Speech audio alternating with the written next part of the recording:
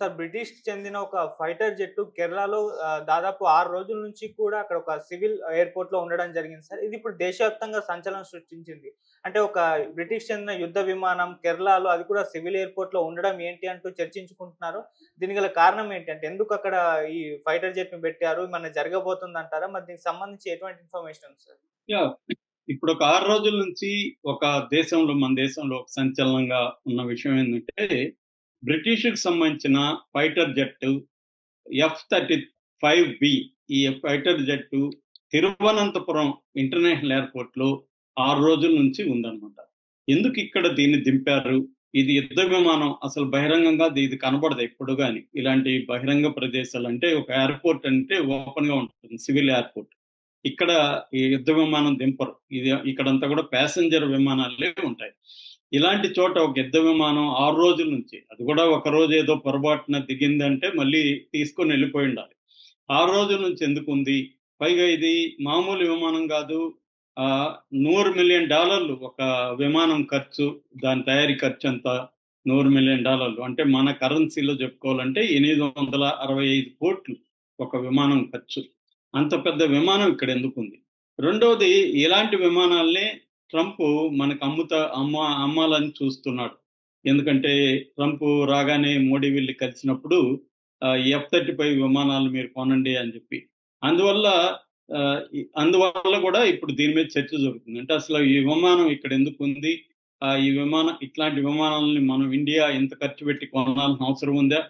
అనేది కూడా ఇప్పుడు చర్చ జరుగుతుంది. ఎందుకంటే ఈ ప్రోగ్రామ్ దీన్ని ఎఫ్-35 ప్రోగ్రామ్ అంటారు. ఈ ప్రోగ్రామ్ మొత్తానికి $1.7 ట్రిలియన్ ఖర్చు పెడుతున్నారన్నమాట ప్రోగ్రామ్ ఇది. అంత కాస్ట్‌లీ అన్నమాట. ఇంత కాస్ట్‌లీ విమానాలు మనం కొనాలా?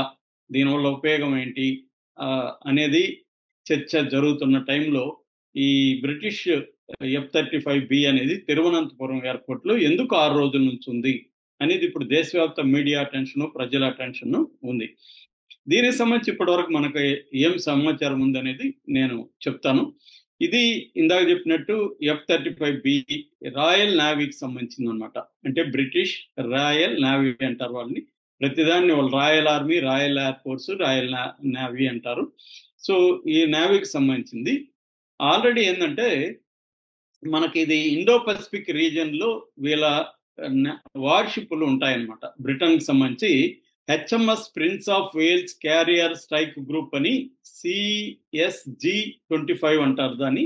ఆ గ్రూప్‌లో ఈ షిప్పుల మీద ఈ ఎఫ్-35 అని ల్యాండ్ చేస్తా ఉంటారన్నమాట. వార్‌షిప్‌లు క్యారియర్స్ అవి. ఈ ఈ ఎయిర్‌క్రాఫ్ట్ క్యారియర్స్ ఉంటాయి షిప్పులు.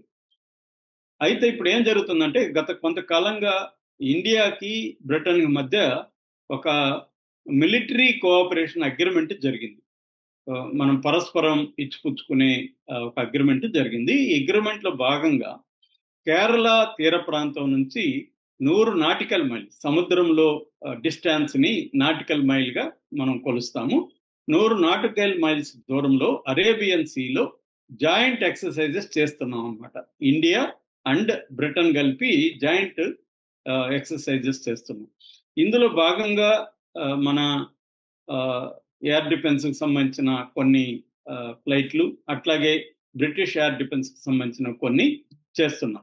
ఈ నేపథ్యంలో ఏమైందంటే మొన్న 14వ తేదీ 9:20 గంటల రాత్రి pilot distress call mayday mayday mayday అని మనం చెప్పుకున్నాం కదా! అలాగా డిస్ట్రెస్ కాల్ పంపించాడు.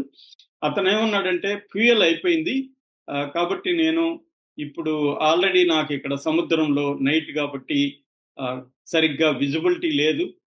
వెదర్ కూడా బాలేదు. కాబట్టి షిప్ మీద నేను ల్యాండ్ చేయలేను అని చెప్పినప్పుడు ఇమ్మీడియేట్‌గా వాళ్ళు India's air defence identification zone అంటారు. ఐజెడ్ దాన్ని కాంటాక్ట్ చేస్తే ఇమ్మీడియేట్‌గా మన వాళ్ళు పర్మిషన్ ఇచ్చారు సెంట్రల్ గవర్నమెంట్. దాన్ని దగ్గరగా ఉన్న తిరువనంతపురం ఇంటర్నేషనల్ ఎయిర్‌పోర్ట్‌లో దింపి దానికి ఒక సెపరేట్ బే నంబర్ 4 అని దానికి సెపరేట్ ప్లేస్ ఇచ్చారన్నమాట. ఎందుకంటే అది మిగతా వాటికి దూరంగా ఉండాలి. ఇది హైలీ సెక్యూర్డ్ ఇదన్నమాట. దాంతో పాటు మనకి సిఐఎస్ఎఫ్ అంటారు, సెంట్రల్ ఇండస్ట్రియల్ సెక్యూరిటీ ఫోర్స్. మన ఎయిర్పోర్ట్లకు అన్నిటికీ ఇదే రక్షణ కల్పిస్తూ ఉంటుంది. ఒక సిఐఎస్ఎఫ్ బెటాలియన్ ని ఈ విమానం చుట్టూ పెట్టారు సెక్యూరిటీగా, బయటకి ఏం వెళ్లకుండా పోకుండా. అలాగే దీంట్లో crew captain Fred, captain Mike, తర్వాత ఒక 6 మంది టెక్నీషియన్లు, వీళ్ళందరికీ కూడా ఒక ఇంటర్నేషనల్ స్థాయి అకామిడేషన్, వెస్టర్న్ స్టైల్ ఫుడ్ అవన్నీ కూడా ఎయిర్పోర్ట్ లోనే కల్పించారనమాట వీళ్ళకి. సో ఇప్పుడు మామూలుగా అయితే ఫ్యూయల్ అయిపోతే ఇండియా ఫ్యూయల్ కూడా నింపింది, మరుసటి రోజు వెళ్ళిపోవాలి ఇది. కానీ వెళ్ళిపోలేదు. వెళ్ళిపోకపోవడానికి కారణం ఏంటంటే వీళ్ళు తర్వాత రోజు వచ్చి దీన్ని మొత్తం పరిశీలిస్తారు. మామూలుగా అక్కడ గ్రౌండ్ స్టాఫ్ అంతా కూడా ఇచ్చారు. సో వాళ్ళు వచ్చి చూస్తే దీంట్లో హైడ్రాలిక్ సిస్టమ్ ఫెయిల్యూర్ కనిపించింది. సో హైడ్రాలిక్ సిస్టమ్ ఫెయిల్యూర్ ఉన్నప్పుడు దీన్ని గాల్లోకి తీసుకెళ్లి మళ్ళీ షిప్ మీదకి తీసుకెళ్ళడం కష్టం అవుతుంది. అందువల్ల ఇక్కడే రిపేర్ చేయాలి. దాంతో ఏమైందంటే వీళ్ళ రాయల్ నేవీ మెర్లిక్ హెలికాప్టర్, ఒకటి మిలిటరీ డిఫెన్స్ హెలికాప్టర్ వచ్చింది. ఇక్కడున్న పైలట్ ని రిలీవ్ చేసి, ఈయన అలసిపోయాడు కాబట్టి ఈ పైలట్ ని రిలీవ్ చేసి కొత్త పైలట్ ని తీసుకొచ్చారు.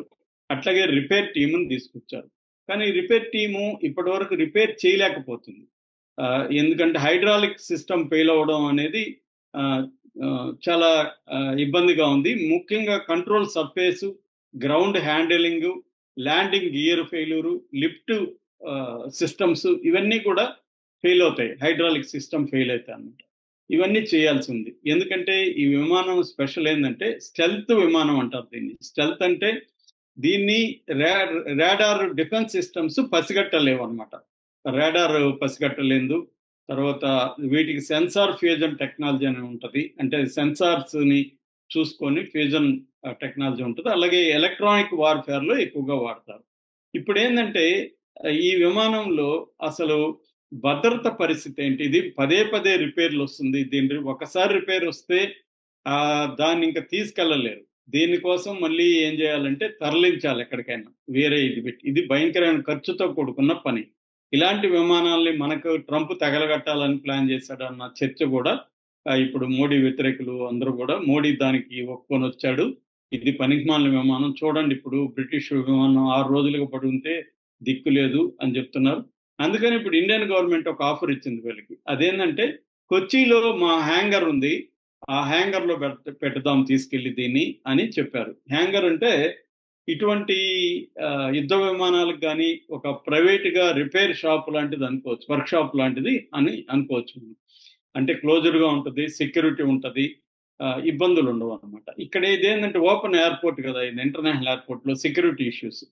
అది దీనికి బ్రిటన్ ఒప్పుకోవట్లేదు మనం హ్యాంగర్కి తరలిస్తా ఉంటాయి. ఎందుకంటే వాళ్ళకి భయం ఏంటంటే దీని టెక్నాలజీ, ఇది ఎలా పనిచేస్తుంది, ఇవన్నీ ఇండియన్స్ కి తెలియడం వాళ్ళకి ఇష్టం లేదు.